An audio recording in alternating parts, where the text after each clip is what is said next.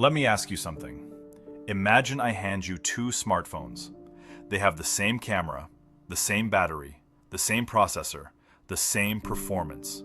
One comes in a plain cardboard box, and the other comes in this. Before you even turn them on, which one feels more expensive? You already have an answer, don't you? But here's the strange part. You haven't tested either phone. You haven't seen the camera. You don't know how fast they are. And yet, your brain has already decided that one is worth more. So the question is, how did Apple convince you before you even touched the product? Apple is one of the most valuable brands in the world, and the obvious explanation is that Apple makes great products, which is true, but Samsung makes great phones, Sony makes great electronics, Microsoft makes great computers, and plenty of companies have introduced technologies before Apple did. Apple wasn't first to make a smartphone. It wasn't first to make wireless earphones. It wasn't first to make a smartwatch, and it certainly isn't the cheapest. Yet somehow, Apple has built something its competitors have struggled to replicate. Not a product, a perception. The feeling that when you buy Apple, you're buying something premium. And to understand how they did it, we need to start with something most people eventually throw away: the box. Think about it. Apple could ship an iPhone inside ordinary packaging. The camera wouldn't change, the processor wouldn't become slower, the battery wouldn't suddenly get worse. But Apple treats the packaging as part of the product. Everything has its place. The typography is minimal, the presentation is clean, and when you open it, the product is waiting for you. This creates something important: anticipation. The experience of owning the product begins before you've actually used it, and psychologically, that matters, because first impressions create expectations. If the packaging feels carefully designed, you expect the product inside to be carefully designed too. This is related to something psychologists call the halo effect. One positive impression can influence how we judge everything that follows. Beautiful box, beautiful product, premium experience, higher perceived value. Apple has started selling you the product before you've even switched it on. But the box is only the beginning. Now imagine walking into a typical electronics store. Hundreds of products, price tags everywhere, promotions, posters, discount signs. Now walk into an Apple store. Open space, large tables, very few products. Everything is available to touch.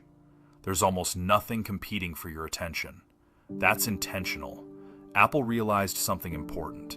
If you want people to perceive your products differently, you need to present them differently.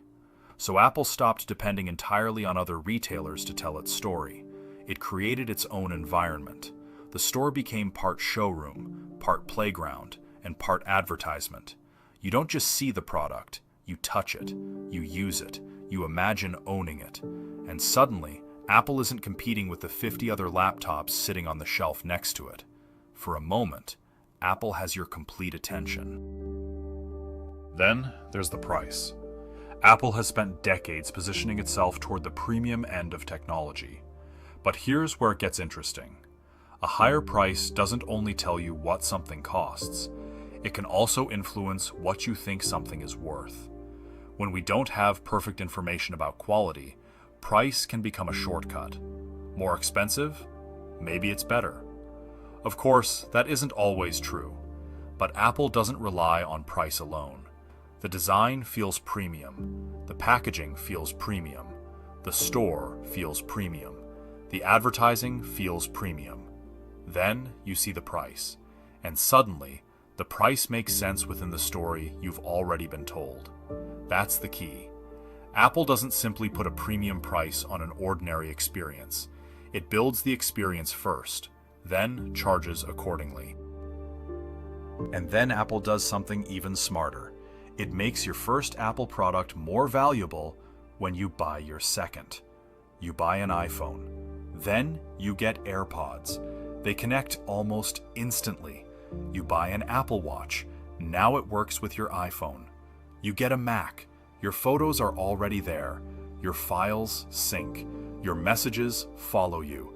Each product works on its own, but together they become more useful. And this changes the decision you're making. When it's time to buy your next laptop, you're not just asking, what's the best laptop? You're also asking, what works best with everything I already own? That's a very different question. Apple has moved the competition away from individual products and into an entire system. And this is the part most people miss. Apple's advantage isn't the box, it isn't the Apple Store, it isn't the price, and it isn't even the iPhone. It's how everything works together. Think about it. The design creates desire. The packaging reinforces quality. The store creates confidence. The price reinforces positioning. The product delivers the experience. And the ecosystem gives you a reason to stay. Each individual decision might be copied. A competitor can create better packaging. Another can build a beautiful store. Another can make a better phone. But copying the entire system? That's much harder. Because Apple has spent decades making every part of the business reinforce every other part. And that's the real strategy. Remember those two phones from the beginning? We asked why one felt more expensive, even before you used it. Now we have our answer. You weren't judging the phone. You were judging everything you already believed about the brand behind it. Years of advertising, design, stores, packaging, experiences, reputation, all compressed into a single moment. So maybe Apple's greatest product isn't the iPhone. Maybe it isn't the Mac or the Apple Watch. Maybe Apple's greatest product is the system it built around them. A system designed to make every interaction reinforce one idea. This is worth more. And there's a lesson here for every brand. Being premium isn't about making your logo smaller. It isn't about using black packaging.